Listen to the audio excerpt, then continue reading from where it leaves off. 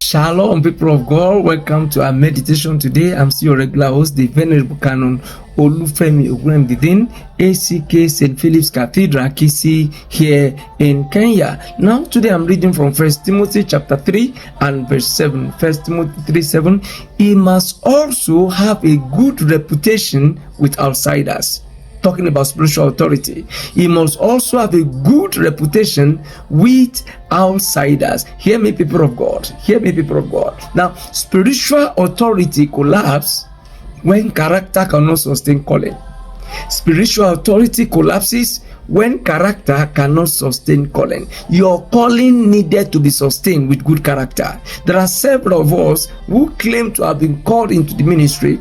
We claim to have been called into a particular assignment. We claim to have been called into a particular vocation. We claim to have been called into a particular profession, but there is no character to sustain the calling. Guess what, people of God? When spiritual authority collapses, it is because character cannot sustain that calling. So if there is anything you and I need to work on, especially in the year 2026, because God is set to raise standard against our enemies. God can only raise standard where character is intact.